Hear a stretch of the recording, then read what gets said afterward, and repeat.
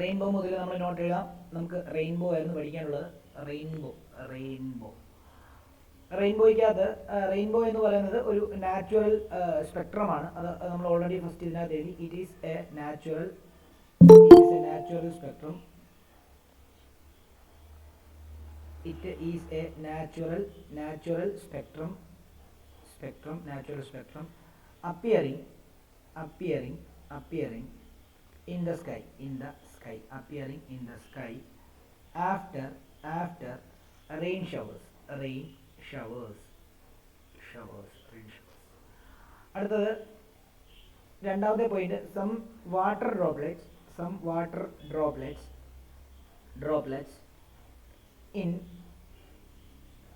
remains in the atmosphere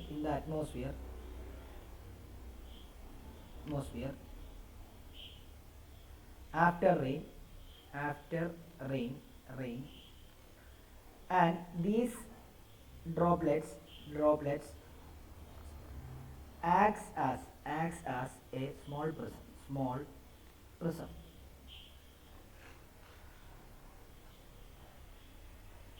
അടുത്തത് water droplets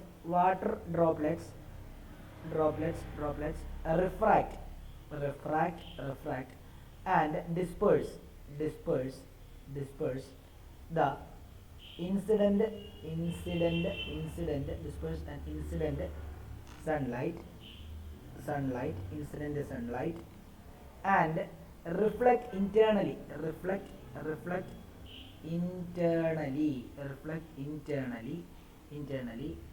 and finally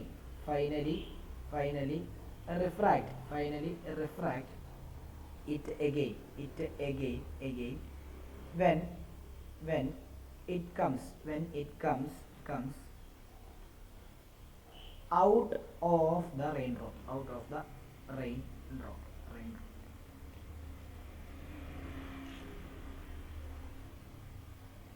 അടുത്ത dot എന്താണെന്ന് ഞാൻ ആ പ്രോസസ്സ് ഞാൻ പറഞ്ഞു തരാമേ. അതവിടെ നിൽക്കട്ടെ. ഇത് എഴുതിക്കും. Rainbow is always formed at the opposite side of sun.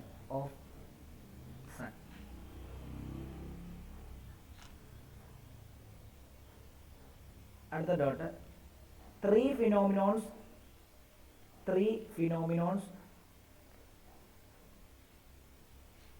involved in rainbow formation are refraction, dispersion and total internal reflection.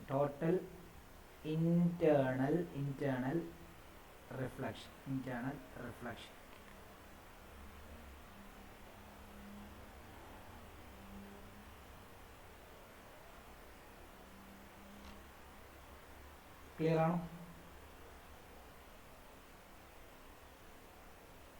ഇത് എങ്ങനെയാണ് നടക്കുന്നത് എന്നുള്ള കാര്യങ്ങൾ ഞാനിപ്പം വരച്ച് കാണിച്ചു തരാം.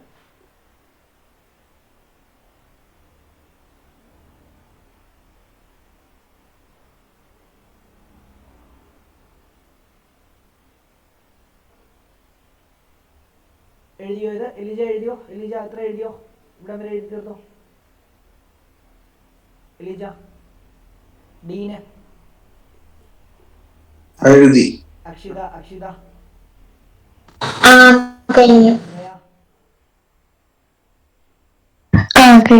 ഓക്കെ.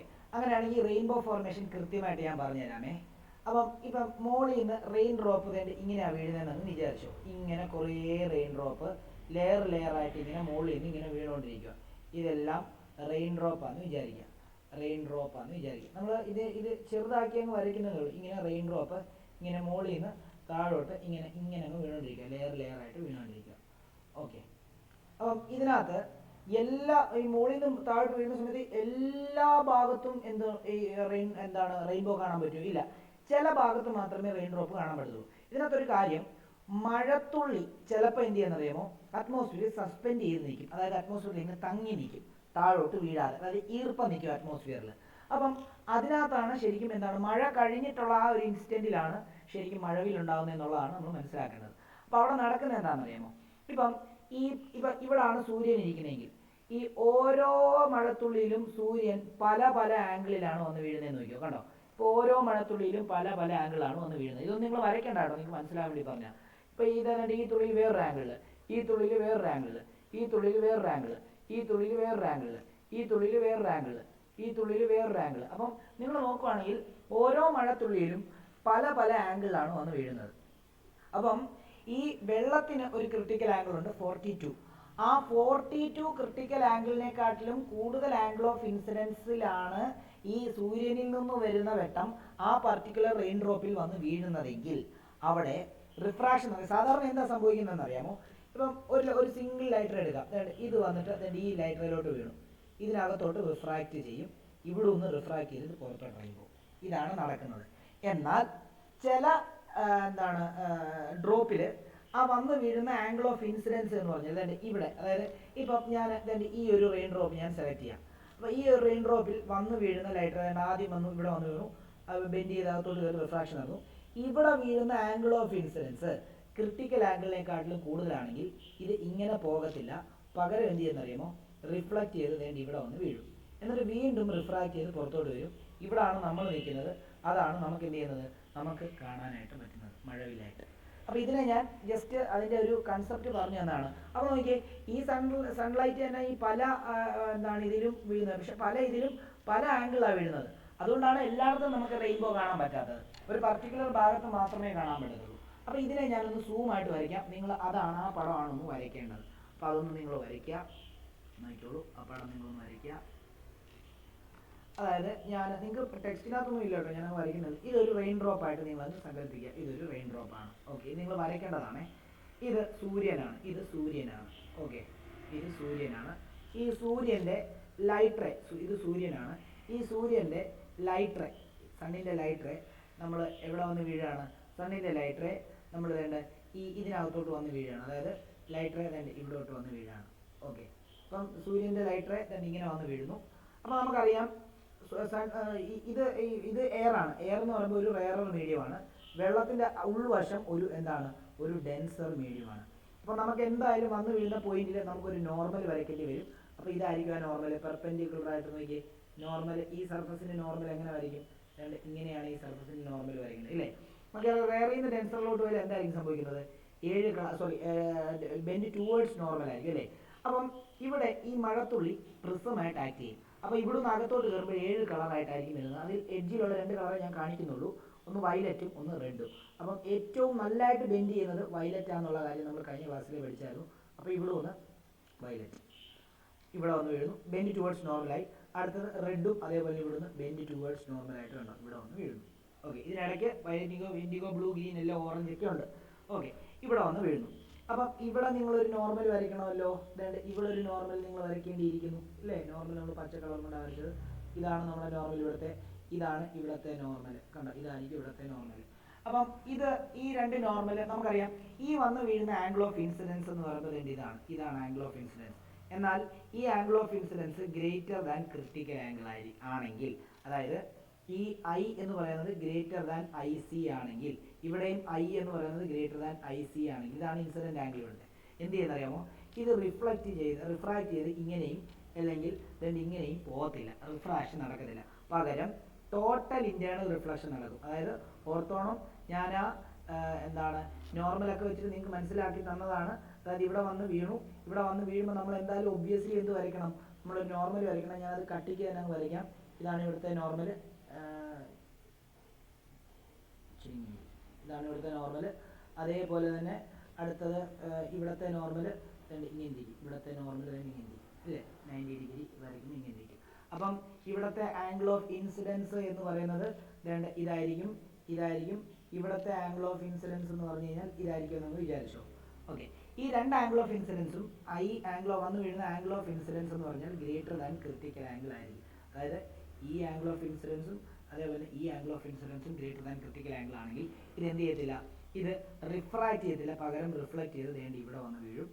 ഈ വയലറ്റ് ദേണ്ടി ഇവിടെ വന്ന് വീഴും,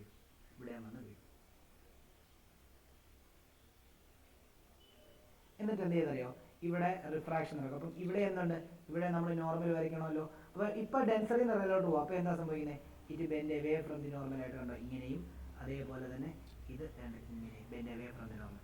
ഇവിടാണ് നമ്മൾ നിൽക്കുന്നത്. ഇവിടെ നമുക്ക് എന്ത് ചെയ്യാൻ പറ്റും, മഴവില്ല നമുക്ക് കൃത്യമായിട്ട് കാണാൻ സാധിക്കും. ഇതാണ് സംഭവം. അപ്പം ശരിക്കും ഇവിടെ നടന്ന പ്രോസസ്സ് ഡിസ്പെർഷൻ. അവിടെ റിഫ്രാക്ഷൻ നടന്നു. ഇവിടെ ടോട്ടൽ ഇന്റേണൽ റിഫ്ലക്ഷൻ, ഇവിടെ റിഫ്രാക്ഷൻ ടോട്ടൽ ഇന്റേണൽ. അതായത് ഇവിടെ ഡിസ്പെർഷൻ, ടോട്ടൽ ഇന്റേണൽ റിഫ്ലക്ഷൻ, ഇവിടെ റിഫ്രാക്ഷൻ. ഇത്രയും പ്രോസസ്സാണ് നടന്നത്. ഓക്കെ ആണല്ലോ. ഇത് വാട്ടർ ഡ്രോപ്ലെറ്റ് ആണ്. അത് ആക്ട് ആസ് പ്രിസം. ക്ലിയർ ആണെന്ന് വിശ്വസിക്കുന്നു.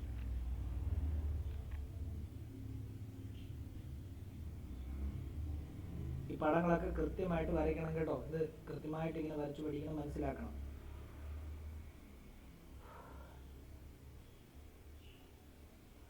മനസ്സിലായെന്ന് വിശ്വസിക്കുന്നു. ഇനി നമ്മൾ റീകോമ്പിനേഷൻ ഓഫ് വൈറ്റ് ലൈറ്റിലേക്ക് പോവാണ്. അപ്പം ഇത് എഴുതി വരച്ചെന്ന് വിശ്വസിക്കുന്നു. അടുത്ത heading recombination of white light.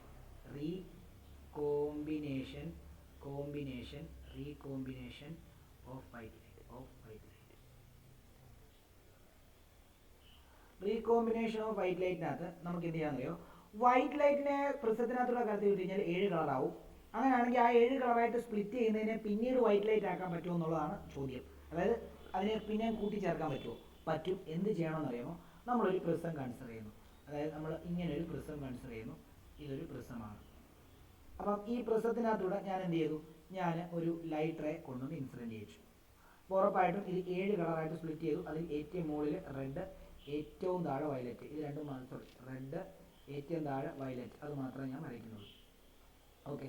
അപ്പോൾ ഇവിടെ ഇതെന്ത് ചെയ്യും, ഇത് ഒബ്വിയസ്ലി ഇവിടെ റിഫ്രാക്ഷൻ സംഭവിച്ചിട്ട് ഇത് നമുക്കറിയാം റെയറിൽ നിന്ന് ഡെൻസറിലോട്ടാണ് വരുന്നത്. ഇത് റെയറും ഇത് ഡെൻസറുമാണ്. അപ്പോൾ വെൻഡ് ടുവേർഡ്സ് നോർമലായിട്ട് ഇത് അടുത്ത ഡെൻസറിൽ നിന്ന് റെയറിലോട്ട്. അപ്പോൾ ഇത് ബെൻഡ് അവേ ഫ്രം ദി നോർമലാണ്. അപ്പോൾ bend away from the normal എന്ന് പറയുമ്പോൾ ഇതാണ് ഇവിടുത്തെ നോർമൽ. അപ്പോൾ വീണ്ടും എന്ത് ചെയ്യും, കുറച്ചിങ്ങോട്ട് താഴോട്ടായിരിക്കും അത് ചരിഞ്ഞ് വരുന്നത്. അപ്പോൾ അത് അത്രയൊന്നും കാണിക്കൊന്നും വേണ്ട, എന്നാലും ഞാനങ്ങ് പറഞ്ഞാണ്, കുറച്ച് ചരിച്ച് വരയ്ക്കാം. റെഡ് ഇച്ചിരി ബെൻഡ് അവേ ഫ്രം ദി നോർമലാണ്. അപ്പോൾ അത് എന്താ ഇവിടെ വരുന്നു. അതേപോലെ തന്നെ എന്താ അതിങ്ങനെ അങ്ങ് പോകുന്നു. ഓക്കെ, ഇവിടെ വന്ന് വീഴുന്നു. അതേപോലെ തന്നെ നമ്മുടെ വയലറ്റും എന്ത് ചെയ്യുന്നു, വയലറ്റും അതേപോലെ തന്നെ ബെൻഡ് കണ്ടോ ഇവിടെ വന്ന് വീഴും. അത് ഇത്തിരി മുകളിലോട്ടൊന്ന് വരച്ച് കഴിഞ്ഞാൽ നല്ലതായിരിക്കും ഇല്ലയോ.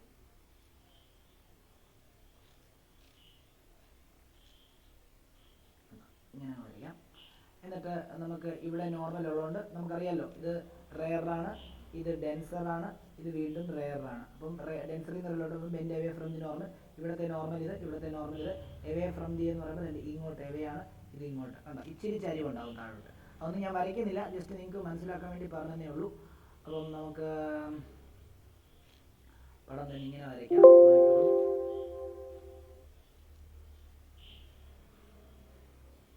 റെഡ് ഇവിടോട്ട് ഇച്ചിരി ബെൻഡ് ചെയ്യുന്നു താഴോട്ട്. അതേപോലെ തന്നെ വയലറ്റും എന്ത് ചെയ്യുന്നു, വയലറ്റും ഇച്ചിരി താഴോട്ട് ബെൻഡ് ചെയ്യുന്നു. ഇച്ചിരി ബെൻഡ് ചെയ്യുന്നത് കാണിച്ചാൽ മതി. ഓക്കെ, ഇതെന്ത് ചെയ്യുന്നത്, ഇത് നേരെ എവിടെ വന്ന് വീഴുമെന്ന് അറിയാമോ. ഇത് നിങ്ങളിപ്പം ഈ വൈറ്റ് ലൈറ്റിനെ നിങ്ങൾക്ക് പ്രിസത്തിൽ കൂടെ കടത്തി ഇവിടെ 7 കളറാവും. ആ 7 കളറിനെ റീകമ്പൈൻ ചെയ്തിട്ട് വൈറ്റ് ലൈറ്റ് ആക്കാൻ പറ്റുമോ എന്നാണ് ചോദ്യം. പറ്റും. അതിനുവേണ്ടി ഒരു പ്രിസം ഇൻവേർട്ട് ചെയ്ത് വെച്ചാൽ മതി, ഒരു പ്രിസം തല തിരിച്ച് വെച്ചാൽ മതി എന്ന് സാരം. ഒരു പ്രിസം ഇതേപോലെ തന്നെ തല തിരിച്ച് അങ്ങോട്ട് വെക്കുക, അങ്ങോട്ടേക്ക് വെക്കുക. ഓക്കെ, ഇങ്ങനെ അങ്ങോട്ട് തല തിരിച്ച് വെച്ച് കഴിഞ്ഞാൽ എന്തായിരിക്കും സംഭവിക്കുക, ഇവിടെ റിഫ്രാക്ഷൻ നടക്കും. ഇച്ചിരി താഴോട്ട് ഇറക്കി വെക്കാമേ.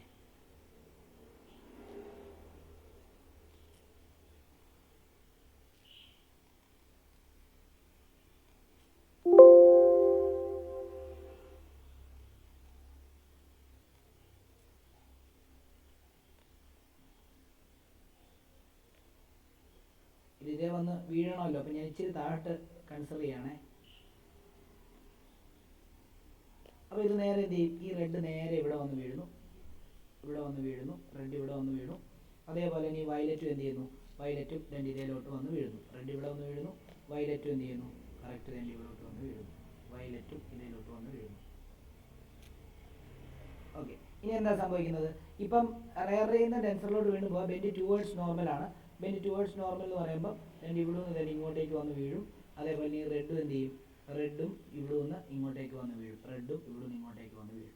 എന്നിട്ട് ഇത് രണ്ടും തന്നെ ഇവിടെ വെച്ചങ്ങ് ജോയിൻ ചെയ്തിട്ട് പിന്നീട് പുറത്ത് പോകുന്നത് വൈറ്റ് ലൈറ്റ് ആയിട്ടായിരിക്കും. പിന്നീട് പുറത്ത് പോകുന്നത് വൈറ്റ് ലൈറ്റ് ആയിട്ടായിരിക്കും പോകുന്നത്. പിന്നീട് പുറത്ത് പോകുന്നത് വൈറ്റ് ലൈറ്റ് ആയിട്ടായിരിക്കും.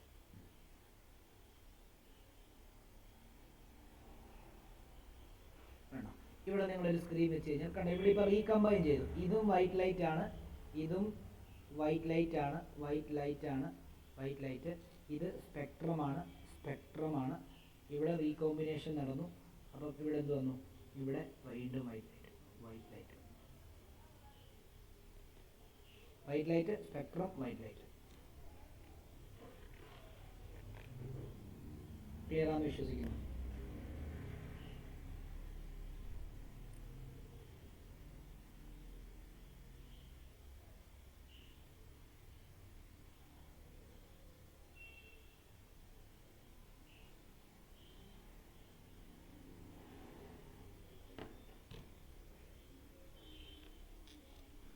ഇത് ക്ലിയർ ആണോ? ഓക്കെ ആണല്ലോ. അപ്പം ഇതിന് താഴോട്ട് ഒരു ഡോട്ട് ഇട്ട് എഴുതുക. Reverse of dispersion. Dispersion is also possible. ഇനിയും അടുത്ത ഡോട്ട് ഇട്ട് seven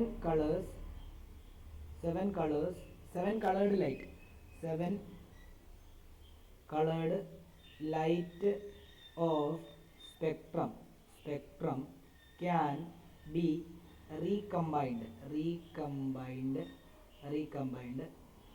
to give back white light by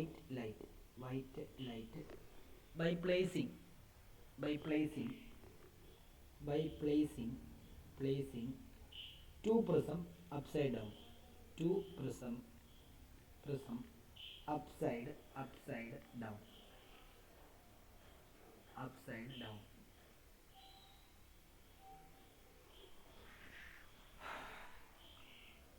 മനസ്സിലാകാത്തവരുണ്ടെങ്കിൽ ചോദിക്കണം. എന്തെങ്കിലും ഡൗട്ട് ഉണ്ടെങ്കിൽ ചോദിക്കാം.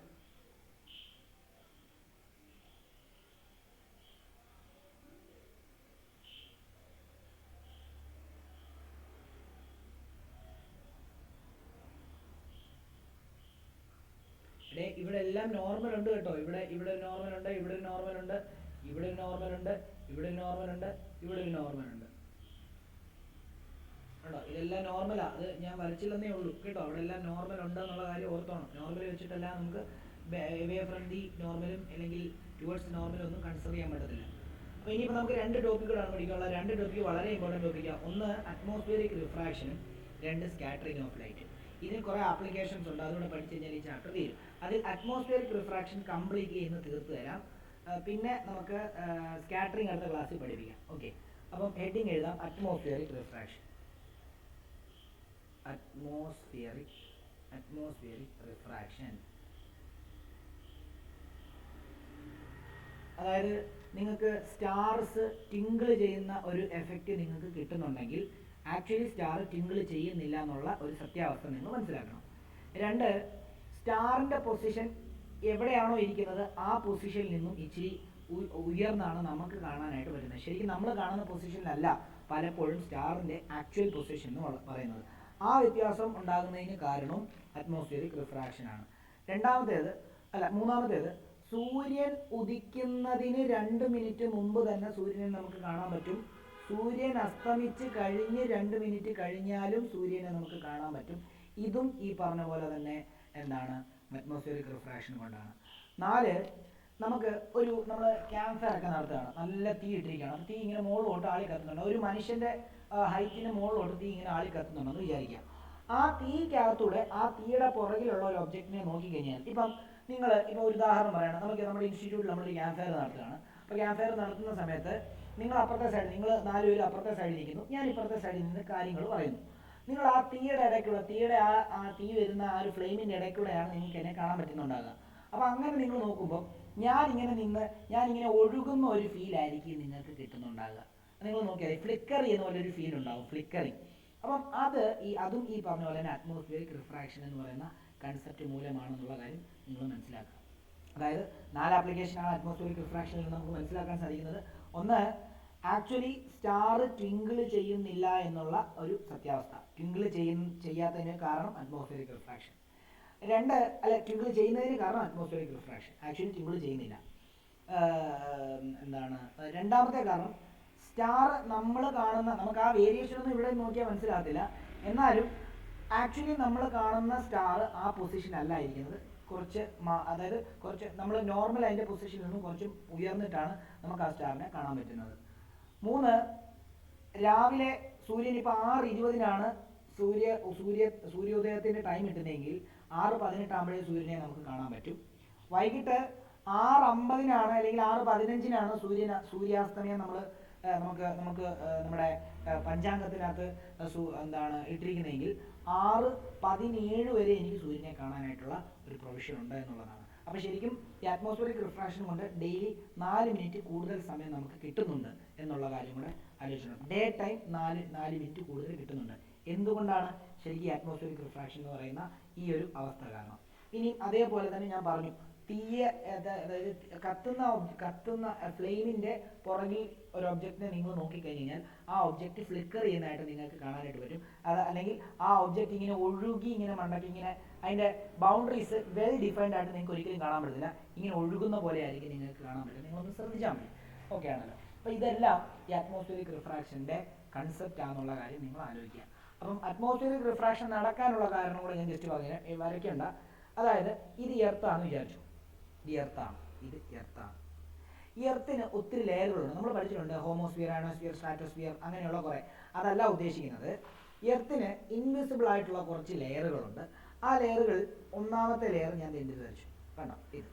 രണ്ടാമത്തെ ലെയർ ഇത് വെച്ചു, മൂന്നാമത്തെ ലെയർ ഇത് വെച്ചു, നാലാമത്തെ ലെയർ, അങ്ങനെ ഇഷ്ടത്തിന് ലെയർ വേണം നമുക്ക് കൺസിഡർ ചെയ്യാം. ഓക്കെ. എപ്പോഴും ഇപ്പം മുകളിലുള്ള ലെയർ താഴെയുള്ള ലെയറിനെക്കാട്ടിലും റെയറായിരിക്കും. അതായത് ഇപ്പം ഈ 2 ലെയർ കൺസിഡർ ചെയ്ത് കഴിഞ്ഞാൽ ഇത് റെയറും ഇത് ഡെൻസറും ആയിരിക്കും. ഈ 2 ലെയറാണ് നിങ്ങൾ കൺസിഡർ ചെയ്യുന്നതെങ്കിൽ ഇത് ഡെൻസറും ഇത് റെയറും ആയിരിക്കും. ഇനി ഈ 2 ലെയറാണ് നിങ്ങൾ കൺസിഡർ ചെയ്യുന്നതെങ്കിൽ ഇത് ഡെൻസറും ഇത് റെയറായിരിക്കും. എപ്പോഴും മുകളിലുള്ള ലെയർ താഴെയുള്ള ലെയറിനെക്കാട്ടിലും റെയറായിരിക്കും എന്നുള്ള കാര്യം ആലോചിക്കുക. ഓക്കെ. ഭൂമിക്ക് അടുത്തോട്ട് വരുമ്പോഴത്തേക്കും അറ്റ്മോസ്ഫിയറിന് ഡെൻസിറ്റി കൂടി വരുന്നുണ്ടാവും. എന്നാൽ ഈ കണ്ടീഷൻ എപ്പോഴും ഇങ്ങനെയല്ല. ചില സമയത്ത് ഒരു ഡെൻസിറ്റിയും എല്ലാം ഇങ്ങനെ, അതായത് മുകളിൽ നിന്ന് താഴെ വരെ ഒറ്റ ലെയറായിട്ട് ഒരേ സ്വഭാവമുള്ള ഒരു അറ്റ്മോസ്ഫിയർ ആയിട്ട് ബിഹേവ് ചെയ്യും ചില സമയം. ഇത് സെക്കൻഡ് ഇടവിട്ട് മാറിക്കൊണ്ടേയിരിക്കും. ചിലപ്പം ഇങ്ങനെ ഡെൻസിറ്റി വേരിയേഷനുള്ള ലെയറുകൾ ഉണ്ടാവും, ചിലപ്പം ഇതൊന്നും ഉണ്ടാവില്ല. ചിലപ്പം ഈ ഡെൻസിറ്റി വേരിയേഷൻ ഇതുണ്ടാവും, ചിലപ്പോൾ ഇതൊന്നും ഉണ്ടാവില്ല. അപ്പം ഈ ലെയറായിട്ട് ഡെൻസിറ്റി വേരിയേഷൻ ഉണ്ടാകുന്ന സമയത്ത്, അതായത് കണ്ടീഷൻ മാറുന്നതിനനുസരിച്ച് ഇതെല്ലാം അങ്ങോട്ടും ഇങ്ങോട്ടും മാറും. എന്നാൽ ലെയർ ഫോം ചെയ്യുന്ന സമയത്ത് എന്താ സംഭവിക്കുന്നതെന്ന് ചോദിച്ചു കഴിഞ്ഞാൽ അറ്റ്മോസ്ഫിയറിക് റിഫ്രാക്ഷൻ നടക്കും. അതായത് ഇപ്പം സൂര്യൻ്റെ വെട്ടം ഇവിടെ ഉണ്ടെന്ന് നോക്കിയേ. ഇപ്പം നമ്മൾ ഇങ്ങനെ ഈ കുറേ ലെയർ കൺസിഡർ ചെയ്യണം. ഇത് ഞാൻ പറഞ്ഞു, ഇത് റെയറും ഇത് ഡെൻസറും ആയിരിക്കും. അടുത്ത് നോക്കുമ്പോൾ ഇത് റെയറും ഇത് ഡെൻസർ ആയിരിക്കും. അടുത്ത് നോക്കുമ്പോൾ ഇത് റെയറും ഇത് ഡെൻസർ ആയിരിക്കും. ശരിയല്ലേ? അങ്ങനെയാണെങ്കിൽ ഒരു ലൈറ്ററെ നമുക്കറിയാം ഇവിടെ വന്ന് വീണു. ഇതൊന്നും വരയ്ക്കില്ല ഇവിടെ, ഞാൻ പറഞ്ഞു തരാൻ വരയ്ക്കുള്ളത്. ലൈറ്റർ ഇവിടെ വന്ന് വീണു. ഒബ്വിയസ്ലി റെയറിൽ നിന്ന് ഡെൻസറിലോട്ടായിരിക്കും പോകുന്നത്, ബെൻഡ് ടുവേർഡ്സ് നോർമൽ. അടുത്ത് വന്ന് വീണു, വീണ്ടും റെയറിൽ നിന്ന് ഡെൻസറിലോട്ടാണ് പോകുന്നത്, ബെൻഡ് ടുവേർഡ്സ് നോർമൽ. വീണ്ടും എന്ത് ചെയ്യുന്നു കണ്ടോ, ബെൻഡ് ടുവേർഡ്സ് നോർമൽ. അപ്പം ശരിക്കും പറഞ്ഞു കഴിഞ്ഞാൽ അറ്റ്മോസ്ഫിയറിക് റിഫ്രാക്ഷൻ ഒത്തിരി ഇങ്ങനെ വളഞ്ഞാണ് ഇവിടെ വരുന്നത്. അപ്പോൾ അതിൻ്റെ ഭാഗമായിട്ട് ചിലപ്പോൾ നമുക്ക് ഈ ഒരു ഒബ്ജക്റ്റ് ഇവിടെ ആയിട്ടിരിക്കുന്ന പോലെയൊക്കെ തോന്നും. അത് എന്തുകൊണ്ടാണെന്ന് ചോദിച്ചാൽ നമ്മൾ ഇവിടെ നിന്ന് കാണുന്നത് നേരെ ഇങ്ങനെ. അപ്പോൾ ഇങ്ങനെയൊക്കെയാണ് നമ്മുടെ ആ ഒരു അറ്റ്മോസ്ഫിയറിക് റിഫ്രാക്ഷനകത്ത് നമുക്ക് ഈ സൺസെറ്റും സൺറൈസിൻ്റെ ഒക്കെ, അല്ലെങ്കിൽ ഈ ഡേയുടെ ദൈർഘ്യമൊക്കെ കൂടുന്നു, വ്യത്യാസം വരുന്നു എന്നൊക്കെ പറയാനായിട്ടുള്ള കാരണം ഈ അറ്റ്മോസ്ഫിയറിക് റിഫ്രാക്ഷൻ കൊണ്ടാണ്. ഓക്കെ ആണല്ലോ? മനസ്സിലായെന്ന് വിശ്വസിക്കുന്നു. അങ്ങനെയാണെങ്കിൽ നോട്ടിലേക്ക് കടക്കാം. നോക്കിക്കോളൂ. ഇത് ഒരു ഡോട്ട് ഇട്ടിട്ട് എഴുതാം. It is a phenomenon of bending of light on passing through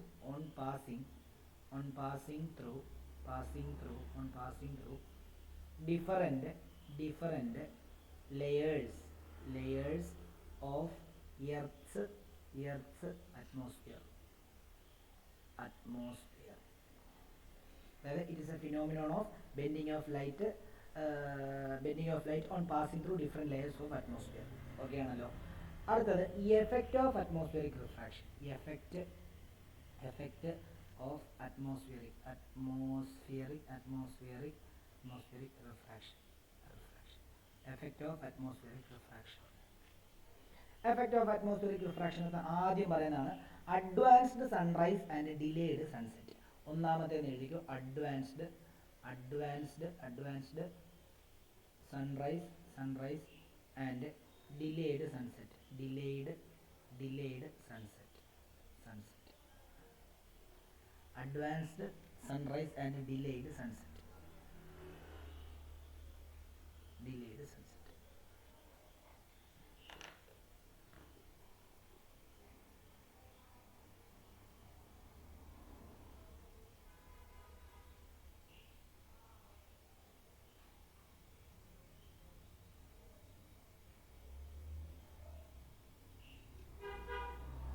അപ്പോൾ ഞാൻ നിങ്ങളോട് പറഞ്ഞു അതിൻ്റെ കൺസെപ്റ്റ് എന്താണെന്ന് ഞാൻ പറഞ്ഞുതരാൻ നോക്കിയോ.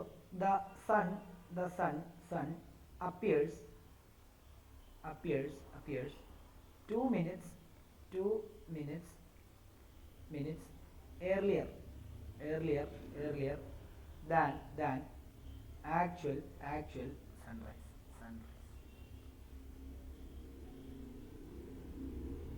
The sun remains visible for about 2 minutes even after actual sunset.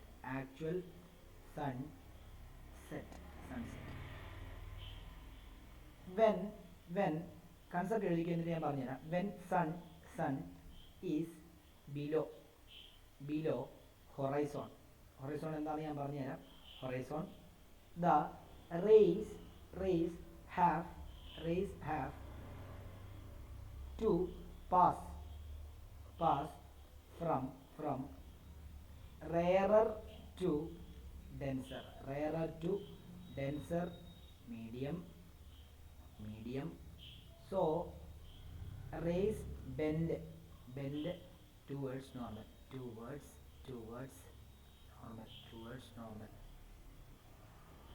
As a result, the sun appears higher than its actual position.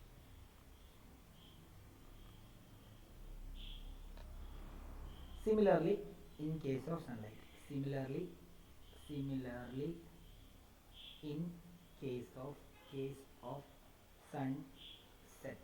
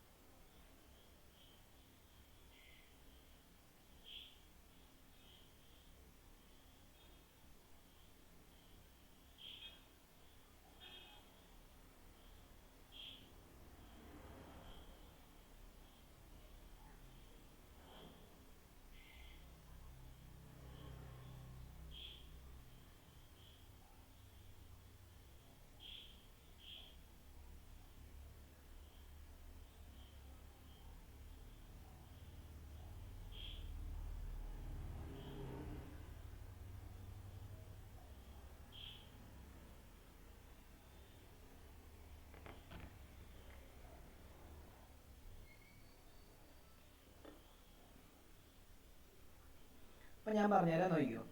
അതായത് എല്ലാവരും ശ്രദ്ധിക്കണേ, ഇതാണ് നമ്മുടെ എർത്ത് എന്ന് വിചാരിച്ചു. എർത്ത് ഇവിടെ നമ്മുടെ ഡി നിൽക്കുകയെന്ന് വിചാരിച്ചു. ഇത് കടല. നമ്മൾ കടലിൽ പോയി നോക്കുമ്പോൾ നമുക്കൊരു സ്ട്രെയിറ്റ് ലൈൻ, ഒരു പരന്ന ഒരു സർഫസ് പോലെയല്ലേ നമുക്ക് കാണാൻ പറ്റുന്നത്. സൂര്യൻ ആ കടലിലോട്ട് താന്നു പോകുന്ന പോലെ നമുക്ക് ഫീൽ ചെയ്യുന്നത്. ശരിക്കും അതല്ല, നമ്മുടെ നമുക്ക് കാണാൻ പറ്റുന്ന ആ ഒരു ലൈനെ നമ്മൾ പറയുന്നത് ഹൊറൈസോൺ എന്നാണേ. അതായത് ഇങ്ങനെയായിരിക്കും ഹൊറൈസോൺ ഇരിക്കുന്നത്. ഇത് ഹൊറൈസോൺ ആണ്. നോക്കിയോ, ഇത് ഹൊറൈസോൺ ആണ്, കാണിച്ചു തരാം. എൻ്റെ ഈ ഒരു ലെവലിന് പറയുന്നതാണ് ഹൊറൈസോൺ. കണ്ടോ, ഈ ഒരു ലെവൽ. ഇതിന് താഴോട്ട് ആക്ച്വലി സൺ പോയി കഴിഞ്ഞാൽ നമുക്ക് കാണാൻ പറ്റത്തില്ല. ഇതിന് മുകളിലോട്ട് സൺ വന്നാലേ നമുക്ക് ആക്ച്വലി സണ്ണിനെ കാണാൻ പറ്റത്തുള്ളൂ. ആക്ച്വൽ സൺറൈസ് എന്ന് പറയുമ്പോൾ ഈ ഹൊറൈസോൺ മുകളിൽ വരിക എന്നുള്ള ഇതാണ് നമ്മുടെ ഹൊറൈസോൺ. ഹൊറൈസോൺ ഇതാണ്. അതായത് ഇവിടെ എന്താ സംഭവിക്കുന്നത് അറിയോ? ഞാൻ നിങ്ങളോട് പറഞ്ഞു ഇവിടെ കുറേ അറ്റ്മോസ്ഫിയറിക് ലെയറുകളുണ്ട് ഈ എർത്തിന് ചുറ്റിനും. കണ്ടോ, 1, 2, കണ്ടോ, ഇങ്ങനെ കുറേ ലെയറുകളുണ്ട്. ഞാൻ തൽക്കാലം ഇത് വരയ്ക്കാം. സൂര്യൻ ഇപ്പം ഇവിടെ നിൽക്കുന്നതെന്ന് വിചാരിച്ചോ. ലൈറ്റ് റേ എന്ത് ചെയ്യുന്നു? നമുക്കറിയാം ഇത് റെയർ, ഇത് ഡെൻസർ, ഇത് റെയർ, ഇത് ഡെൻസർ, അങ്ങനെയാണ് വരുന്നത് അല്ലേ? അപ്പോൾ റെയറിൽ നിന്ന് ഡെൻസറിലോട്ടാണ് ലൈറ്റ്, സൂര്യൻ്റെ വെട്ടം ഭൂമിയിലേക്ക് വരുന്നത്. അപ്പം ലൈറ്റ് റേ ഇവിടെ നിന്ന് ഇവിടെ വന്ന് വീണമെന്ന് വിചാരിച്ചോ. ഒരു ലൈറ്റ് റേ ഇവിടെ വന്ന് വീണം. അപ്പോൾ എന്ത് സംഭവിക്കും? ഇത് ബെൻഡ് ടുവേർഡ്സ് നോർമലായിട്ട് തന്നെ ഇവിടെ വന്ന് വീഴും. റെയറിൽ നിന്ന് ഡെൻസറിലോട്ടാണ്. അപ്പോൾ വീണ്ടും നോർമൽ ഇങ്ങനെയാണ്, ബെൻഡ് ടുവേർഡ്സ് നോർമലായിട്ട് കണ്ടോ ഇവിടെ വന്ന് വീഴും. പക്ഷേ നമുക്ക് കാണുന്നത് ഈ സ്ട്രെയിറ്റ് ലൈൻ കണ്ടോ, ഇതിനെ ഇങ്ങനെ എക്സ്റ്റെൻഡ് ചെയ്ത് വരച്ച് കഴിഞ്ഞാൽ സൂര്യൻ ഇവിടെ നിൽക്കുന്ന പോലെയാണ് കാണുന്നത്. പക്ഷേ ആക്ച്വലി സൂര്യൻ ഇവിടെയുള്ളൂ. അതാ പറഞ്ഞത്. ഇപ്പോൾ ആക്ച്വലി ഉദിച്ചിട്ടില്ല, ഉദിക്കുന്നതിന് 2 മിനിറ്റ് മുമ്പേ എന്ത് ചെയ്യും? സൂര്യൻ ഇവിടെ ആയിട്ട് കാണാൻ പറ്റുന്നത് അറ്റ്മോസ്ഫിയറിക് റിഫ്രാക്ഷൻ മൂലം. അതേപോലെ തന്നെയാണ് തിരിഞ്ഞു നോക്കുമ്പോൾ എന്ത് സംഭവിക്കുന്നു? സൂര്യൻ ഇപ്പോൾ ഇവിടെ വന്നു. അതായത് ആക്ച്വലി സൂര്യൻ അസ്തമിച്ചു. പക്ഷേ എന്താണ്? അറ്റ്മോസ്ഫിയറിക് റിഫ്രാക്ഷൻ കാരണം ഇങ്ങനെ വന്ന് വീഴുന്നു. അത് കഴിഞ്ഞിട്ട് ഇങ്ങനെ വന്ന് വീഴുന്നു. അതായത് ഒരു ലൈറ്റർ ഇങ്ങനെ വന്ന് വീഴുന്നു. ഇങ്ങനെ വന്ന് വീഴുന്നു. ബെൻഡ് ടുവേർഡ്സ് നോർമലാണ്. ഇതാണ് നോർമൽ. ബെൻഡ് ടുവേർഡ്സ് നോർമലായിട്ട് ഇവിടെ വന്ന് വീഴുന്നു. ബെൻഡ് ടുവേർഡ്സ് നോർമലായിട്ട് ഉണ്ടോ ഇവിടെ വന്ന് വീഴുന്നു. അപ്പം നമുക്ക് തോന്നുന്നത് എന്താ? നമുക്ക് തോന്നുന്നത് ആക്ച്വലി സൂര്യൻ ഇവിടെ ഇരിക്കുന്നതായിട്ടാണ്. കണ്ടോ? അപ്പോൾ അസ്തമിച്ച് കഴിഞ്ഞ് 2 മിനിറ്റ് കഴിഞ്ഞാലും നമുക്ക് കാണാൻ പറ്റും. അസ്തമിക്കുന്നതിന് മുമ്പ് 2 മിനിറ്റ് എടുത്താലും നമുക്ക് കാണാൻ പറ്റും എന്നുള്ളതാണ് നമ്മുടെ പ്രത്യേകത. ക്ലിയർ ആണല്ലോ? ഓക്കെ ആണല്ലോ? ഓക്കെ ആണോ? അക്ഷിത ഒക്കെ കാര്യങ്ങൾ കൃത്യമായിട്ട് മനസ്സിലായോ? അക്ഷിത, ശ്രേയ, ഡീന്, ഡീന്, എലീജ ഒക്കെ ഓക്കെ ആണോ? ഓക്കെ. അപ്പം ഇനിയും നമ്മൾ പറയാൻ പോകുന്നത് ഇതേപോലെ തന്നെയാണ്. ഫയറിന്റെ രണ്ടാമത്തെ എഫക്റ്റ് എന്ന് പറഞ്ഞു കഴിഞ്ഞാൽ ഇതൊക്കെ വേണമെങ്കിൽ റഫായിട്ടൊന്ന് വരച്ചിട്ട് വേണം കേട്ടോ. ആവശ്യമുണ്ടെങ്കിൽ റഫായിട്ടൊക്കെ ഒന്ന് വരച്ചിട്ട് വേണം. രണ്ടാമത്തേത് an object placed behind the fire appears to flicker try ചെയ്യാൻ മതി. അതെന്തുകൊണ്ടാണെന്ന് ചോദിച്ചു കഴിഞ്ഞാൽ the air above the hot surface becomes hot and rises. അതായത് എന്താ സംഭവിക്കുന്നതെന്ന് ചോദിച്ചു കഴിഞ്ഞാൽ ഇപ്പം ഇവിടെ തീ കത്തുവാണ്, അല്ലെങ്കിൽ ഇത് എഴുതിയിട്ട് ഞാൻ പറഞ്ഞുതരാം. നേരത്തെ പോലെ rises the space is occupied by cool air. The refractive index of hot air refractive index of hot air is less than that of cool air. And the physical condition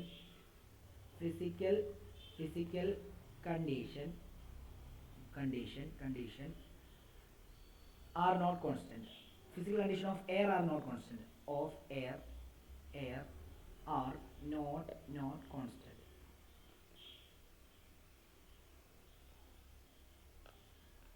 Due to change in refractive index of the medium, light appears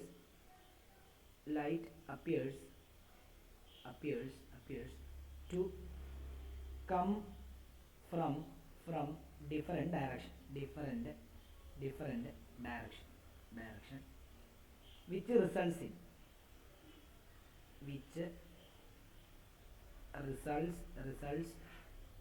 in fluctuation in the apparent position of object in the apparent എന്ന് പറയുമ്പോൾ real എന്ന് പറയുമ്പോൾ real ആയിട്ടിരിക്കുന്ന position, apparent എന്ന് പറയുമ്പോൾ നമുക്ക് തോന്നുന്ന position. Fluctuation in the apparent position, apparent position of object, apparent position of object.